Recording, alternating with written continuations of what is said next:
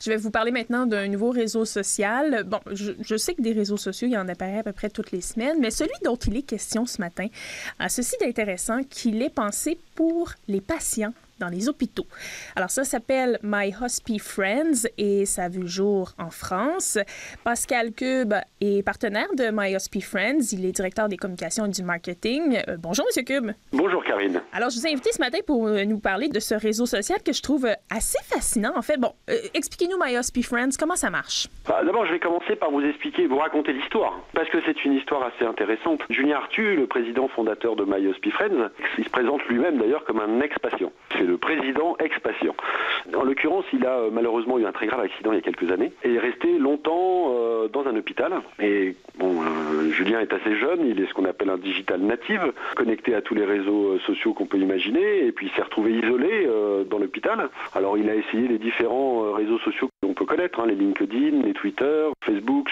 Il y avait un peu de connexion, mais ça fonctionnait pas sur la durée. Et en fait, il a eu cette réflexion à un moment donné, dire c'est quand même dingue, je suis dans une chambre là, autour de moi, il y a beaucoup de gens qui sont comme moi à l'heure des réseaux sociaux, je peux pas me connecter avec eux, je peux pas discuter avec eux puisqu'il était immobilisé, et ça a duré 6 mois. Donc l'idée est venue de là, en fait, en se disant, mais voilà, il faut que je trouve effectivement, faut qu'on mette en place quelque chose pour aider les patients à sortir aujourd'hui en 2014, à l'époque en 2014, quand on a lancé le site. Il faut qu'on trouve quelque chose pour lancer ce réseau social, une façon de le faire en tous les cas, et de recréer ce lien social et de sortir de l'isolement les patients qui aujourd'hui n'ont pas accès facilement à ce type de connexion, en dehors des réseaux existants, mais qui ne fonctionnent pas dans ce contexte-là. L'objectif, il est vraiment là. On a des patients, ils sont isolés. Peut-être que la famille ne vient pas les voir si souvent que ça. Parce qu'ils sont loin parfois, donc effectivement, ça peut poser des problèmes logistiques. Et forcément, les gens se déplacent pas souvent et vous vous retrouvez isolé, bloqué. Dans le cas de Julien, mais il n'était pas le seul, il ne pouvait pas bouger tout seul. Donc si les gens ne venaient pas le voir, il ne pouvait pas aller voir les gens. Et ça posait effectivement un problème. Donc l'idée est née de là. Et clairement aussi avec une vision sur le sujet, c'est-à-dire voilà, on va mettre en place un réseau social pour les patients, mais pour des raisons éthiques, on va intégrer les hôpitaux dans cette démarche, pour vraiment bien que l'ensemble fonctionne bien. Donc ça, c'est il y a 3 ans, le temps de réfléchir à tout ça, de mûrir tout ça, le projet démarre. Techniquement, mise en place alors, c'est pas nous qui le disons, ce sont les médias, mais enfin, on est entre guillemets dans un format Facebook. C'est-à-dire que vous retrouvez toutes les fonctionnalités d'un Facebook. La particularité en revanche, c'est qu'on propose en fait nous aux hôpitaux ce réseau social, mais on leur propose également un service en contrepartie, c'est de se numériser et de pouvoir avoir cette plateforme interactive et de communication et d'information pour les patients. Au-delà du fait qu'en finalité, c'est le réseau social des patients. Alors, si on est à l'extérieur de l'hôpital, on ne peut pas y accéder. C'est vraiment juste pour les patients. Alors, pour l'instant, les premiers, on a démarré la mise en ligne d'avril 2014, donc c'est vraiment tout neuf. On pourrait dire que ce sont nos premières universités à l'époque où Facebook a démarré. Il a fait ses premières universités, nous on fait nos premiers hôpitaux. Donc on a une dizaine d'hôpitaux assez référents. On a eu la chance de commencer avec de très belles références et qui ont tout de suite adhéré et qui ont tout de suite souhaité mettre en place ce réseau chez eux. Ça fonctionne bien, ça démarre, encore une fois. Les courbes sont ascendantes, les courbes d'audience, les courbes de fréquentation, les courbes de partage, puisque encore une fois on retrouve toutes les fonctionnalités des réseaux sociaux modernes, le partage, le like, la vidéo, la photo. Ça se passe entre patients. Julien ne voulait pas que ce soit lié aux pathologies. Donc on ne rentre pas dans le sujet pathologique, on rentre davantage sur l'affinité, c'est-à-dire qu'est-ce que vous aimez. Il y a plus d'une vingtaine de critères sur lesquels vous allez dire, en termes de sport, de culture, cinéma, etc., etc. Vous avez un certain nombre de critères sur lesquels vous allez vous définir vos affinités et qui vous permettent d'ailleurs de vous retrouver les uns les autres en rapport avec vos affinités. Vous racontez ça me fait quasiment penser à des sites de rencontres. Et un réseau social, c'est aussi un peu ça. Bien sûr, c'est aussi un réseau de rencontres. Et l'objectif, c'est comme on vous l'a dit initialement, c'est de rompre l'isolement et de recréer le lien. Justement, de ne pas rester isolé et de créer un lien social. Tous les sites, quels qu'ils soient, alors je pense d'ailleurs, là c'est mon point de vue puisque c'est mon expertise de quand même maintenant pas mal d'années de digital, l'évolution des réseaux sociaux devient de plus en plus communautaire, elle se segmentarise. Et donc on va de plus en plus sur des réseaux qui vont cibler des communautés. On connaît les grands, je ne vais pas les citer, je ne suis pas là pour leur faire de la publicité, mais bien sûr que ce sont des sources d'inspiration pour nous, entre ce qu'il faut faire et ce qu'il ne faut pas faire. Nous, clairement, on a une volonté, c'est d'aller vers les patients, de proposer gratuitement, puisque ce sera, là on l'insiste aussi, ce sera toujours gratuit pour les patients. On a eu aussi cette orientation. Parce que vous parlez de sites de rencontres, la particularité c'est que c'est anonymisé aussi, c'est-à-dire qu'on ne cherche pas à créer des rencontres comme on pourrait parler de sites de rencontres très connus, c'est pas l'objectif, c'est plus on va être plusieurs jours, plusieurs semaines, plusieurs mois à l'hôpital, on va trouver autour de nous, puisque c'est géolocalisé aussi, on va trouver autour de nous et assez facilement des gens qui partagent les mêmes passions, les mêmes envies, les mêmes réflexions. Et pendant cette durée d'immobilisation, en tous les cas de séjour à l'hôpital, on va pouvoir se créer ce qu'on appelle dans les réseaux sociaux des amis, même s'ils sont virtuels. Sauf que là, l'avantage, c'est que c'est virtuel, mais ça peut être aussi, et on le voit nous aujourd'hui dans différents hôpitaux qui sont déjà connectés, ils se rencontrent dans les couloirs, à la cafétéria, ils organisent même des petits ateliers pour faire ensemble des choses, puisqu'ils sont dans le même cas, ils ont la même problématique, ils sont dans un hôpital pour une certaine durée. Il y en a qui sont partis depuis l'hôpital mais qui reviennent régulièrement, alors soit pour des questions de traitement, soit pour des questions tout simplement amicales, d'aller revoir les gens avec qui ils ont passé cette période un peu difficile. Et donc ça fonctionne plutôt bien. On a encore une fois qu'au début, on évolue, on a les retours, donc en fonction des retours, on améliore à chaque fois. On a plein de projets encore en cours. On est en pleine levée de fonds. On vient de démarrer une levée de fonds parce qu'on va avoir besoin de moyens supplémentaires, de personnes avec nous pour aller plus vite et mieux. Et c'est une aventure vraiment très passionnante, très intéressante, sur plein de points de vue, sur le point de vue humain, sur le point de vue de la communication au sens large, parce qu'on apporte en tous les cas, nous, l'équipe, on a ce sentiment d'apporter quelque chose qui n'a pas été envisagé avant, puisqu'on est les seuls, je crois pouvoir le dire, on est les seuls dans le monde à avoir ce positionnement-là. Il existe d'autres réseaux sociaux dédiés à la santé, au monde de la santé, mais très segmenté. On est sur les pathologies, on est sur des sujets très serrés. Là, on a ouvert quand même très large. On a souhaité, pour des questions éthiques, ne pas non plus s'approcher de trop près des laboratoires Alors, on travaillera avec eux sur différents aspects. Mais voilà, on a gardé complètement notre identité et notre liberté d'expression. On fait très attention à ce qu'on fait. C'est les raisons pour lesquelles, vous le disiez tout à l'heure, les réseaux sont fermés localement aujourd'hui pour avoir une meilleure maîtrise de ce qui se passe localement. À terme, on fera comme elle l'a fait Facebook et les autres réseaux. À terme, on ouvrira beaucoup plus large.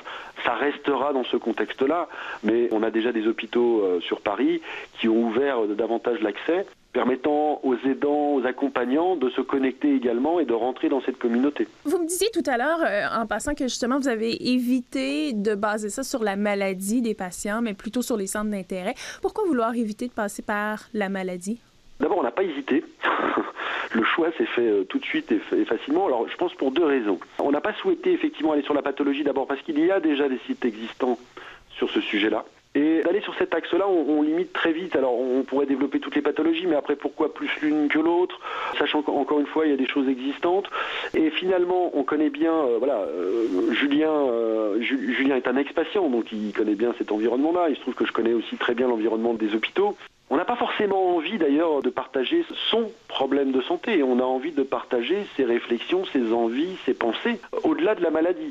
Il est clair que quand on rentre sur MyHospiFriends, le prérequis est que on est dans une situation avec des problèmes de santé. C'est là.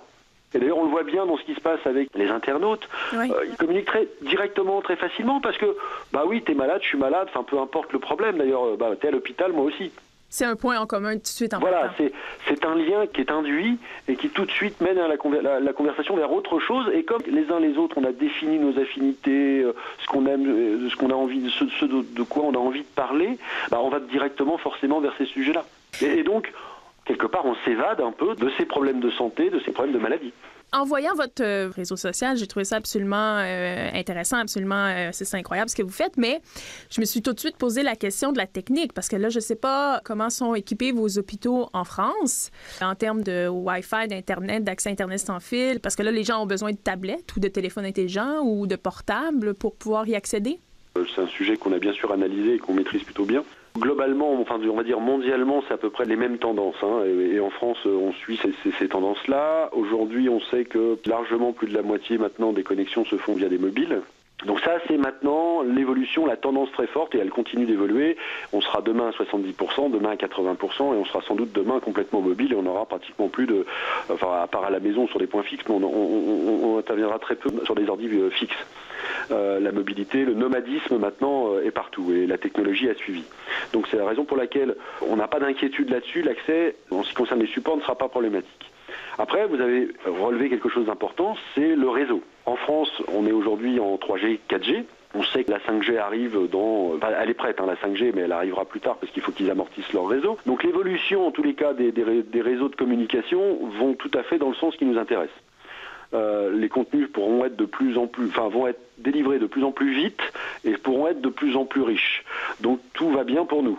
Ça prendra un peu de temps, mais on va dire qu'aujourd'hui, avec la 4G, on peut déjà faire énormément de choses et très bien. Il faut effectivement avoir une connexion. Alors je sais pas, je connais pas le Canada, je pense que ça fonctionne un peu comme chez nous. Il y a des forfaits avec des capacités de connexion. Et ça existe en France aussi et ça fonctionne très bien. Alors, on est conscient que tout le monde n'a pas ça pour des questions économiques. Des gens n'ont pas suffisamment de moyens pour se payer des forfaits ou des smartphones qui ont cette capacité-là. Donc notre démarche est aussi du côté de myOSP-Friends d'aller trouver des partenariats avec des industriels, soit fournisseurs de réseaux, soit fournisseurs de matériel, pour pouvoir, à ceux qui n'ont pas, proposer des solutions. Et des solutions les plus économiques possibles, voire gratuites, c'est notre volonté. Sur la partie Wi-Fi, le président de la PHP, donc la PHP c'est l'assistance publique, les hôpitaux de Paris, a annoncé pour ses vœux en janvier que la volonté donc de l'assistance publique et des hôpitaux de Paris était d'équiper le plus vite possible cette année l'ensemble des hôpitaux publics de Wi-Fi. C'est une volonté donc politique puisque le ministère de la Santé a cette même démarche. C'est d'accélérer le mouvement parce qu'effectivement on est un peu en retard et il est clair qu'on a besoin d'une volonté politique puisque la grosse partie des hôpitaux est quand même publique. Si vous connaissez le système français, il est quand même assez fort. Le public est très fort dans ce domaine-là. La santé est un sujet important en France. Et chez vous aussi sans doute d'ailleurs, mais voilà, en l'occurrence sur notre marché initial, c'est public. Et la volonté publique est d'aller vers l'équipement le plus rapidement possible de Wi-Fi. Il y en a déjà, alors très souvent c'est du Wi-Fi aussi payant, parce que l'installation ayant coûté cher, les hôpitaux privés ont tendance à le facturer. Mais on ira petit à petit vers un Wi-Fi gratuit et au niveau public, forcément un accès facilité à Internet. Donc tout ça, c'est ce que j'appelle le time to market, c'est-à-dire qu'on arrive à un bon moment où on va pouvoir effectivement profiter d'une volonté politique, de moyens mis en œuvre par les pouvoirs publics et d'une volonté aussi de se numériser, de se digitaliser parce qu'ils sont aussi dans le monde de la santé un peu en retard sur ces sujets-là et nous on leur apporte des solutions de communication, d'échange. Vous avez bien compris que notre volonté c'est de fournir un réseau social pour les patients mais on propose aussi un service aux hôpitaux qui leur permet d'échanger et d'interagir avec leurs patients et d'améliorer donc le service et la qualité de leur service. Est-ce que vous réussissez à rejoindre les personnes âgées parce que c'est quand même une clientèle importante des hôpitaux? Ça fait partie de l'évolution qu'on souhaite donner à myOSP-Friends sur deux sens d'ailleurs. Vous parlez des personnes âgées, ça fait partie de notre stratégie moyen terme, c'est d'aller effectivement à un moment donné vers une adaptation de myOSP-Friends vers les lieux de retraite et donc toucher les gens beaucoup plus âgés. Et aussi, là, on est en relation, on a beaucoup avancé avec un hôpital que vous connaissez peut-être à Paris, qui est très connu pour les enfants, l'hôpital Necker, où on a adapté une plateforme pour les très jeunes. Ça fait partie de l'évolution de myOSP-Friends. Encore une fois, on en est au tout début, mais l'évolution dans notre vision, c'est d'aller effectivement élargir pour des personnes aussi qui sont en hospitalisation à domicile, parce qu'il y en a énormément. Donc on va aussi aller dans ce sens-là. À l'international, évidemment, on a déjà énormément de contacts. La preuve, puisque vous nous appelez du Canada, mais ça, c'est pas pour mettre en place myOSP-Friends, mais c'est pour en parler. Mais on a déjà des contacts en Suisse, on a déjà des contacts en Belgique, on a des en Afrique du Nord. Et pour l'instant, on vient de démarrer, donc on est en train de réfléchir à la stratégie de développement à l'international. C'est une volonté à terme pour nous, puisqu'on sait qu'aujourd'hui, on est tout seul à proposer ce type de réseau. Vous voyez grand, Pascal Cube, avec ce réseau? Vous savez, Julien, comme moi, on aime, comme on dit, rien n'est impossible, surtout aujourd'hui dans ces univers-là. Et puis, il faut des gens comme nous, des gens qui rêvent un peu et qui sont, on nous appelle souvent des utopistes, mais ça marche. Ça paraît incroyable, puisque Pour la petite histoire, et je trouve ça génial, c'est Julien est quelqu'un qui est passionné d'informatique et qui fait beaucoup de choses dans cet univers-là, qui est, encore une fois, qu'on appelle un digital native, mais qui a aussi travaillé avant comme concierge d'hôtel de luxe à Paris. Donc la notion de service, la notion de contact, de relation, il l'a complètement en lui, et ça fait partie de sa vision aussi, c'est d'apporter cette notion. On va mettre là prochainement en place une plateforme qui s'appellera Hospi Connect, qui sera intégrée au réseau social. Hospi Connect va permettre facilement d'avoir accès à une conciergerie qui donnera des services à la fois via l'hôpital, mais à l'extérieur de l'hôpital. D'avoir aussi de l'affiliation. Vous voulez un taxi, on aura une offre spéciale proposée par Uber. On aura par exemple une offre spéciale de Netflix parce que vous êtes très longtemps là et vous avez envie de voir vos séries. Et on passera des deals, nous, avec Netflix, avec différents acteurs radio, Spotify par exemple. On profite de l'expérience des très gros. Se positionne sur un axe qu'ils n'ont pas, c'est pas qu'ils l'ont pas envisagé parce que j'imagine qu'ils peuvent y réfléchir. Je prends l'exemple d'un Google. Google a forcément, il est très axé santé, peut très bien avoir. Nous, on a pris le risque d'y aller. Par nos expériences, moi je travaille dans le digital depuis plus de 10 ans, je suis un entrepreneur et j'ai créé pas mal de sociétés dans cet univers. Donc j'ai une vision globale, on va dire, du digital et en particulier des réseaux sociaux. Et on y a été, voilà, on s'est dit il faut le faire. Et Julien a foncé, il a fait dans son coin, avec ses moyens, monter tout ça. Et puis après les gens sont venus autour de lui, j'en fais partie, se rapprocher de lui pour le faire. Et puis on va maintenant aller chercher des financiers pour nous aider à aller plus vite et mieux, avec plus de personnes pour nous accompagner. C'est pour ça le nom en anglais, justement parce que vous voulez aller à parce que tout de suite, on s'est dit qu'il fallait que ça puisse parler dans plusieurs pays. Moi, j'ai souvent cette réflexion en tant que responsable de la com. Il y a eu The Facebook et puis c'est devenu Facebook. Bon, là, on a My Hospi Friends. On n'est pas à l'abri que ça devienne Hospi Friends parce que l'Hospi Friends est une communauté. Les gens entre eux, on est des Hospi Friends. Pascal Cube qui était avec nous ce matin pour nous parler de ce réseau social My Hospi Friends.